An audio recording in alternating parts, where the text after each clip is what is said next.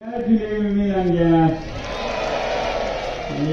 Tamara Grika Shuktan Katekene Sakse Gungun Landias Sokse Uskong Landias Katekse Uskong Landias Yul ne Shuktane Mimangse Susmi Uskong Landias Yang Nonomo Mingsing Ayanganele Tamala Jule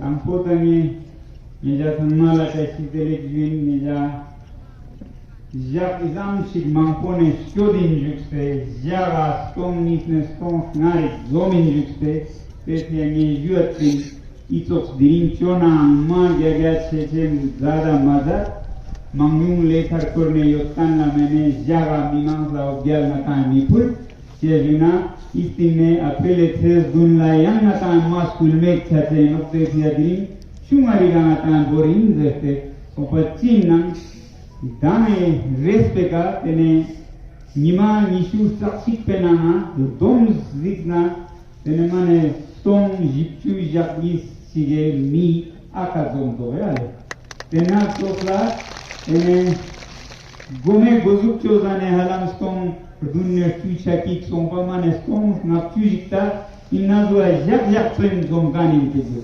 Februari 3 wang thena tene mana stong guncu gyacui kau mana ladak se midang cia une mana khak chenmoji khak sungkhak cik juna dikche zinokte ze cikko zomte ladak se tonsa otsamsi khak chani monjuk soya. Sompa te thangne pia ladak se yulmigun izam Semshuk nang nyampo kazuk ina jua pul nang tezuk meja zada la zat chok jukshes po tashi zele jule ji tayang rejak ne chokla ye ladak se na juk pe kaji mangyung juin nata ladak se ska na mangpoi mol teno yagale yulmi ul nang nata julon rik fulin che juna khome ma ros chenmo ata I school ma bena yong steno Larat tamshi yotte vesani mane chuldak yaldak chige yagare yulmi mangpe matani tonsaba chokskyorda indugale takta yang khome chokskyorbe so jera koksa jera kokkomon chukkango oi yulmi sangmai noyal sompa khom samala ngatain tapi sum genial tesangoma ngatain boddaji Bharat माता की भारत माता की भारत माता की बहुत बहुत धन्यवाद आज यहाँ लेके नवांगुर्जिस तोपदान स्टेडियम में आप लोग एक धन्यवाद सभा में आए हैं तो मैं ये आज का धन्यवाद अर्पण करूंगा उन लाखों बल्कि करोड़ों भारत के नागरिकों का जो कि गुमनाम हैं बेनाम हैं अपने अपने शहरों से जो उनसे बन पड़ता है वो कर रहे हैं लद्दाख के समर्थन में आप सबको मेरा सलाम आप सबको मेरा नमन कोटि कोटि लद्दाख के समर्थन में जितने लोग अभी तक जुड़े हैं और जुड़ रहे हैं जो सड़कों पे आए हैं बहुत शहरों में तो सभाएं कर रहे हैं अनशन कर रहे हैं हमारे साथ आज सुबह मैंने वीडियो कॉन्फ्रेंस से एक सज्जन का अनशन तोड़ा जो पुणे में 10 दिन तक अनशन पे रहे लद्दाख के लिए उनका अनशन हमारे साथ उन्होंने खत्म किया तो उन सब को मैं लद्दाख की तरफ से हार्दिक धन्यवाद देना चाहता हूं और वैसे तो होना भी चाहिए हम एक देश हैं एक जनता है पूरे भारत की तो जब एक हिमालय पे संकट हो तो पूरे भारत का संकट है और ऐसा ही आपने प्रतीक दिया इस तरह से लद्दाख के इस आंदोलन के साथ जुड़कर तो लद्दाख की पूरी जनता बल्कि लद्दाख के पहाड़ लद्दाख के ग्लेशियर लद्दाख के फूल पत्ते पक्षी पशु सब आपका धन्यवाद करते हैं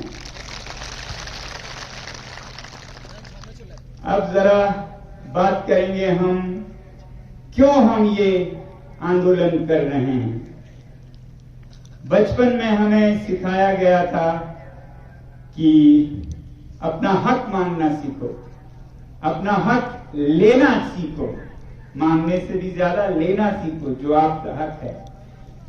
वचन का पालन करना सीखो, वादों को निभाना सीखो, सच्चाई पर चलना सीखो।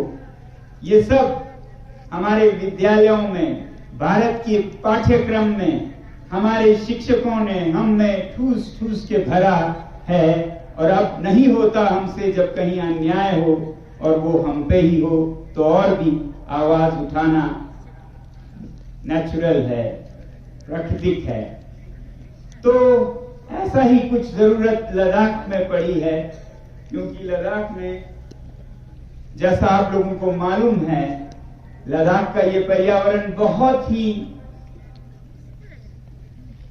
संवेदनशील है, नाजुक है, बिगड़ सकता है, बहुत अलग है ये बाकी देश से बल्कि दुनिया से।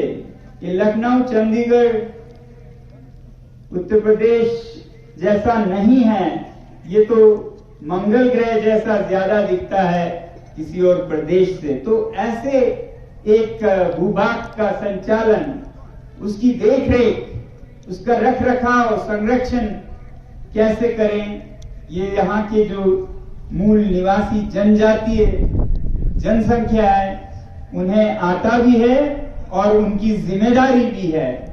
तो इन्हीं जिम्मेदारियों को निभाने के लिए जब लद्दाख जम्मू कश्मीर से अलग हुआ एक यूटी बनकर, तब हमने दो उम्मीदें की थी। पहली तो कि इन पहाड़ों को, इन जनजातियों को संरक्षण 6वें शेड्यूल में मिलेगा। भारत के संविधान में जो रखा हुआ है भारत माता ने ऐसे पुत्रों पुत्रियों के लिए जो थोड़े अलग जीवन जीते हैं, पहाड़ों में हैं, कहीं जंगलों में हैं, जिन्हें हम इंडिजिनस पीपल, ट्राइबल पीपल या जनजातीय लोग कहते हैं। असल में ये एक रखवाले हैं भारत के प्राचीन ज्ञान का।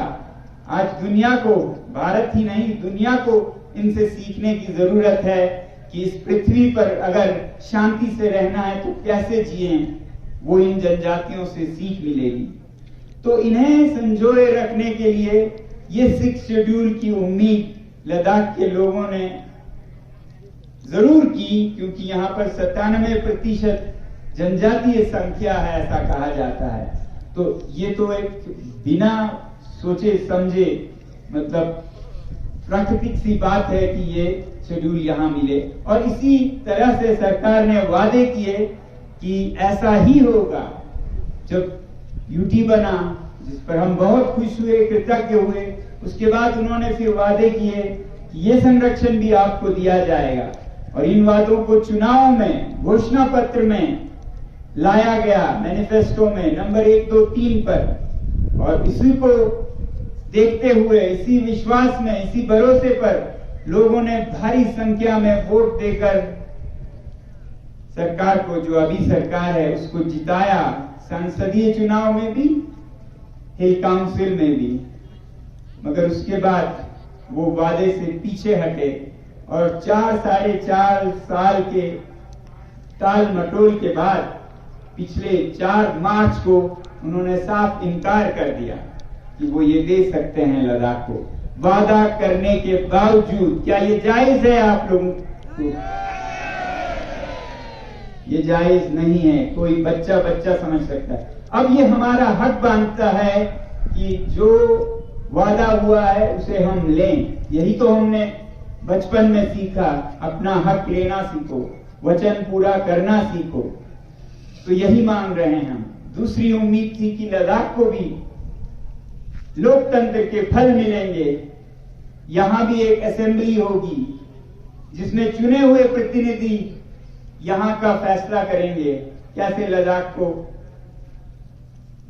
व्यवस्थापन करना है, चलाना है, संचालन करना है।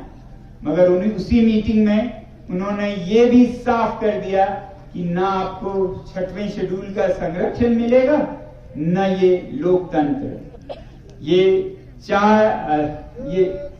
4 मार्च को था और 6 मार्च से हम यहाँ पर अनशन शुरू कर चुके हैं और कल 21 दिन का हमारा खत्म हुआ। एक चरण, पहला चरण 21 दिन इसलिए क्योंकि गांधी जी का सबसे लंबा उनके जीवन का अनशन था 21 ही दिन का।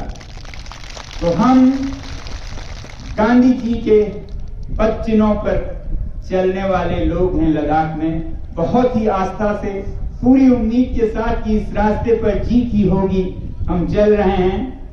उन्होंने एक रास्ता दिखाया था सत्याग्रह का, सत्याग्रह का यानी कि सच्चाई को पकड़ के रखो, उस पे चलोगे तो सफलता मिलेगी ही। तो हम उसी पे पकड़ के सच्चाई की मांग कर रहे हैं, वचन का पूरा करने की मांग कर रहे हैं, और उसके लिए हम सत्याग्रह के ही शैली में अनशन पर बैठे हैं। हम किसी और पर दुख नहीं दे रहे हैं, पीड़ा नहीं दे रहे हैं, खुद पे दे रहे हैं। यही तो गांधी जी का रास्ता था सत्याग्रह का।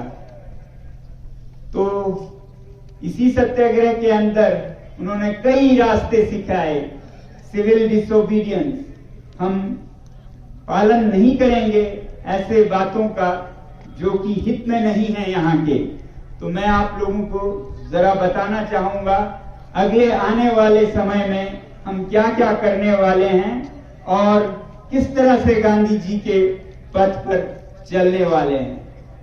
तो अभी 21 दिन का तो ठीक गांधी जी के अनुसार हम चले, और अब इस चरण के बाद दूसरे चरण में बैठे हैं हमारे लद्दाख की महिलाएं।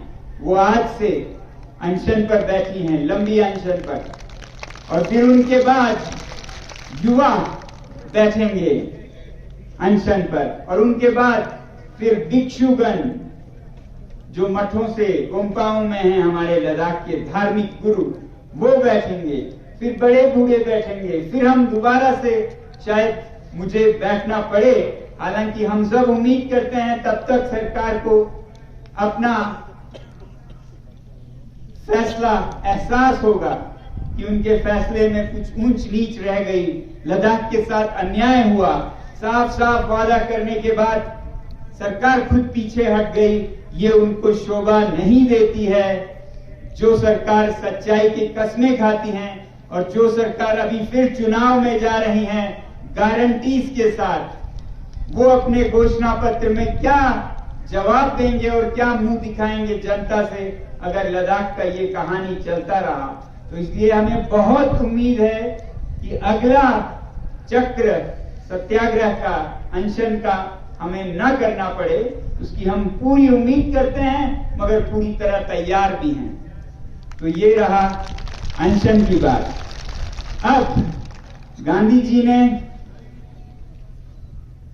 सिविल डिसोबीडियंस में खिलाफत करते हुए सरकार का डांडी तक जाकर नमक का आंदोलन किया था, जिसमें उन्होंने नमक बनाया कानून, गंदे काले कानून को खिलाफत करते हुए।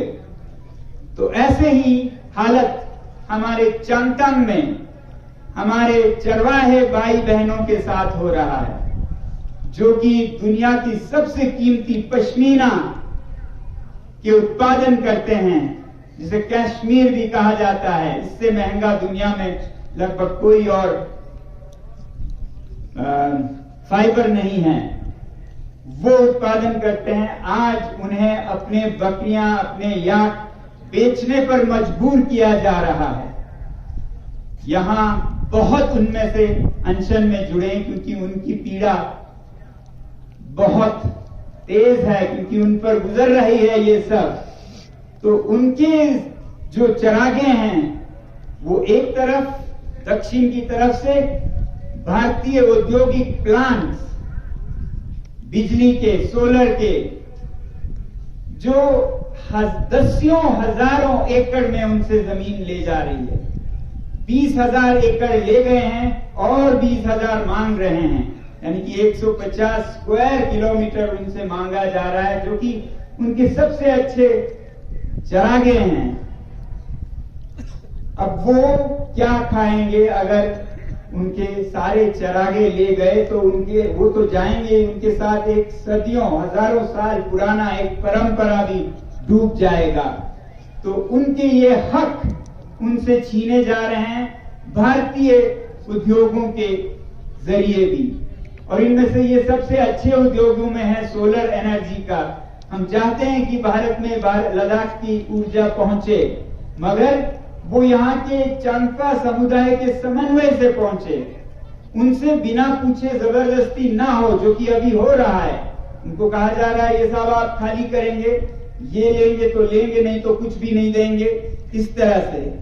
जबकि 6वां शेड्यूल अगर उसका संरक्षण होता लद्दाख में तो उनको पूछे बिना कुछ भी ना हिलता, घास का एक तिनका भी ना हिलता।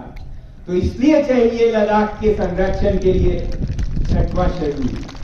वो जरूर देंगे, क्यों नहीं देंगे बिजली। लद्दाख की जो धूप है वो भारत के साथ क्यों ना बांटे, मगर वो अपनी मर्जी से, जहां उनके चरागे कम और ऊर्जा ज्यादा है उस तरह से देंगे, मगर आज उनसे छीना जा रहा है, उनसे बिना पूछे। तो ये हमें देखना है जाकर कि क्या उनके साथ हो रहा है, उन्हें कैसे रोका जा रहा है। दूसरी तरफ उत्तर से चीन अपना अतिक्रमण बढ़ाए जा रहा है दशकों से, और हाल के सालों में तो हद से ज्यादा, और ये भी छुपाया जा रहा है। एक तरफ इतनी पीड़ा इन चरवाहे समुदायों को, और उसके बाद वो आह भी ना कर पाए। अगर वो आह करें, अगर कोई कहे कि यहां पर जमीनें गई हैं हमारे जमीनों को बचा नहीं पाए हैं, तो उनको कभी देशद्रोही, कभी उनको धमकियां दी जाती हैं। जब हम ये कह रहे थे कि हम बॉर्डर की तरफ मार्च करेंगे, तो कई लोगों ने हमें भी आप देशद्रोही हैं ऐसा कहा। तो मैं कहता हूं, हाँ, हम आह भी भर लें तो हो जाते हैं बदनाम, वो कत्ल भी करे तो चर्चा नहीं होता। ये हालत है आज की सरकार की। हम पे जो जुल्म हो रहा है, हमारे सर कट रहे हैं, हम आह करें तो देशद्रोही बन रहे हैं। जो 4000 स्क्वायर किलोमीटर चीनियों को सौंप दे, चर्चा नहीं होती। तो अब होगा लद्दाख के लोग जाकर वास्तविक भूमि पर उद्योगों को कितना चरागा जा रहा है, कितने किलोमीटरों, मतलब एक पूरा शहर जितना जमीन उद्योगों के लिए चरवाहों के चरागे जा रहे हैं। दूसरी तरफ उससे भी 20 गुना ज्यादा चीन को जा रहा है। तो क्या हालत है इन चरवाहों की, देश को दिखाने की जरूरत है, ताकि उन्हें समझ आए कि ये संरक्षण लद्दाख के लोग कुछ ऐसे ही नहीं मांग रहे हैं। जरूरत है इसकी, उनके जान पे बनाई है, उनके रोजी पे बनाई है। तो इसलिए हम गांधी जी ने जैसे नमक का मार्च किया था डांडी तक, हम चांगथंग मार्च करेंगे। चांगथंग मार्च जिसे हम कहेंगे, क्योंकि बॉर्डर एक तरफ चीन की तरफ है मगर दूसरी तरफ नहीं है। चांगथंग मार्च में हम पूरे देश को सिलसिलेवार लाइव दिखाना चाहेंगे कि क्या हो रहा है। हमें मालूम है अगर सरकार के दिल में सफाई है, उनके पास कुछ भी छुपाने को नहीं है, जैसा वो कहते हैं, वो सच्चाई के अनुयायी हैं, तो वो भारत की जमीन पर भारतीय लोगों को जाने में उनको कोई एतराज नहीं होगी। हमारे लिए खुली सड़कें मिलेंगे अगर सब साफ है तो। अगर नहीं है, छुपाने को बहुत है कि हम इतना चरागा उद्योगों को नहीं दे रहे हैं, हम इतना चरागा अतिक्रमण में नहीं खो रहे हैं। अगर वो ये झूठ बोलना चाहते हैं तो वह हमें जरूर रोकेंगे, और उनका रोकना अपने आप में एक बयान होगा। उसी से हमें बहुत बड़ा बयान सरकार का मिल जाएगा कि छुपाने को बहुत है, जमीनें बहुत गई हैं, मगर हम नहीं जाने दे सकते, ताकि देश ना देख ले और फिर चुनाव पे असर ना हो। तो चुनाव पे असर होने की बात हो तो होनी चाहिए। अगर पाकिस्तान के साथ पुलवामा और उड़ी का असर आपको अच्छा लगता है तो यहाँ हमारे चरवाहों के साथ क्या हुआ वो भी आपको मान्य होना चाहिए। जो सच्चाई है वो हम दिखाएंगे, हम कोई झूठ नहीं दिखाएंगे। हम इन्हीं चरवाहों के साथ जाएंगे, वो हमें दिखाएंगे कहां तक हमारे चरागे थे, आज कहां पहुंच गए हैं। दूर से दिख जाते हैं सब, वो हमें दिखाएंगे। तो हमें उम्मीद है कि कोई रुकावट नहीं डालेंगे। हमें पूरा विश्वास है कि हमारी सरकार जनता की सरकार है, लोकतंत्र की सरकार है और पारदर्शी सरकार है। जैसा है वैसा दिखाने का पूरा अनुमति देंगे और इसी में भारत की भलाई है, वरना यहाँ पर फिर और उलझ जाएगा। क्योंकि अगर वो हमें रोकते हैं या ले से जाने से या खारू से या आगे माहे से या चांगथांग में, तो एक तरफ उसका मतलब होगा बहुत कुछ छुपाया जा रहा है, दूसरी तरफ ये कोई 2-4 लोग नहीं होंगे, लगभग 10,000 लोग जाएंगे इस पर। तो गांधी जी का और एक बड़ा कॉल था, जेल भरो आंदोलन, तो हम उस पे उतरेंगे। अब तीसरा जेल भरो आंदोलन के लिए मैं कहूंगा तैयार रखें अपनी जेलों को खाली साफ करके, हम आ रहे हैं। ये जेल भरो आंदोलन से अभी की ही सरकार ने बहुत लाभ उठाया, क्योंकि गांधी जी के दिखाए इन रास्तों पर बहुत सारे देश चले। दक्षिण अफ्रीका में नेल्सन मंडेला, उत्तर अमेरिका में उनका जो रंग भेद के प्रति आंदोलन था उसमें मार्टिन लूथर किंग, उन सब ने गांधी जी से सीखा। और एक सीखने वाले थे अन्ना हजारे जी। उन्होंने गांधी जी के इस पद पर 2011 में जेल भरो आंदोलन और सत्याग्रह अनशन का आह्वान दिया, क्योंकि वो करप्शन, भ्रष्टाचार के खिलाफ लड़ रहे थे। उस आंदोलन में तो भारतीय जनता पार्टी को सबसे बड़ा फायदा हुआ और 2014 में वो जीत गए, उनके पास सरकार पहुंचा। तो अब उनकी बारी है दिखाने की कि वो उसी सच पे चल रहे हैं जिस सच के सहारे वो सत्ता में आए। तो आज जेल भरो आंदोलन जो अन्ना हजारे जी ने 2011 में भ्रष्टाचार के खिलाफ तब के कांग्रेस हुकूमत को दिया था, वही आज हम उनसे कह रहे हैं। अगला हमारा अगर रोका गया तो जेल भरो आंदोलन होगा, उसके लिए हम तैयार हैं। और उसके बाद अगर जरूरत पड़े तो गांधी जी का और एक मंत्र है, एक और पुड़िया है उनकी जादू की, वो है नॉन कोऑपरेशन, असहयोग आंदोलन, जिसमें देश के सभी लोगों ने अंग्रेजी हुकूमत के हर काम को करने से इनकार कर दिया।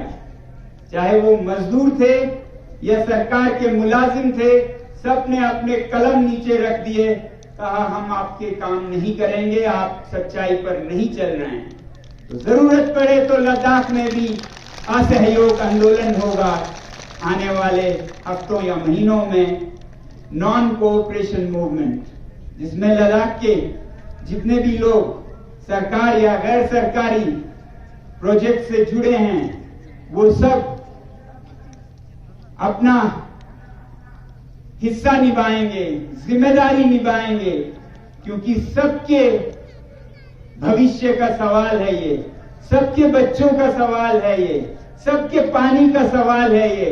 ऐसा नहीं है कि जो यहाँ इस आंदोलन में जुड़े हैं उनके पास आगे पीछे खाने को कुछ भी नहीं है, घर परिवार, और सब कुछ सिर्फ सरकारी मुलाजिमों के साथ है।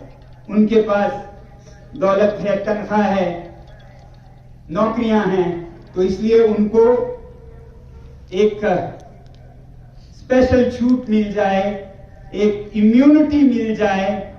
ऐसा हम बहुत हद तक करते रहेंगे, मगर आखिर में हमारी उम्मीद होगी कि हर लद्दाखी, चाहे वो जिस भी शोबे में काम करते हो वो असहयोग आंदोलन में जुड़ेंगे और जो यहाँ पर सरकार है वो पैरालाइज हो जाएगी, अपंग हो जाएगी, कोई कागज नहीं हिलेगा, ऐसा यहाँ के यूनियन टेरिटरी की हाल होगी अगर लद्दाख के लोगों के समन्वय के साथ न चलाएं, अपनी मन मर्जी से चलाते रहें। जिस तरह से यहाँ पर कई लोगों ने बताया, मैं उसके विस्तार में नहीं जाना चाहूंगा। मैं विनती करूंगा यूटी एडमिनिस्ट्रेशन के अफसरों से वो हिंदी अनुवाद ले लद्दाखी भाषणों का, जिसमें कहा गया कि यूटी के जो 6,000 करोड़ है वो जनता तक तो नहीं पहुंचता है, मगर किन किन बातों पे खर्च किया जाता है, किन किन बेशर्मी से सरकार के पैसे जो कि टैक्स पेयर के पैसे हैं उनको कहां खर्चें, उन्हें समझ नहीं आ रहा है। कहीं मैदान भरकर गाड़ियां, तो कहीं एक एलजी एक महल बनाते हैं, दूसरा एलजी उसको छोड़कर और एक महल बनाते हैं। हर महल इनका 30, 40, 50 करोड़ का होता है। और मुझे नहीं पता है, कहते हैं, मैं विनती करूंगा आप तहकीकात करें, टाइलें बदलवाते रहते हैं हर महीने, जो कि बिल्कुल नहीं होते। क्या भारत जैसा देश जहां पर कितनी ही जरूरत है इन पैसों की, ये सब कर सकता है? जहां जनता को कितनी मदद चाहिए शिक्षा में, महिलाओं को, बूढ़ों को, क्या वो महलों को बनाने और बिगाड़ने में ये सरकार का जो जिस पर कहा जा रहा है लद्दाख में कितना तरक्की हुआ है, इतने 1000 करोड़ दिए गए हैं, तो वो करोड़ कैसे उड़ाया जा रहा है? मैं इन जर्नलिस्ट में से, पत्रकारों में से विनती करूंगा वो भी इस पे कुछ लेख लिखें, इस पे कुछ फिल्म निकालें, जिससे दिखे कि लद्दाख में क्या हो रहा है। तो आज मेरा सबसे बड़ा आज दायित्व था कि भारत के हर नागरिक का धन्यवाद करूं जो लद्दाख के इस आंदोलन से जुड़े हैं और जुड़े रहेंगे।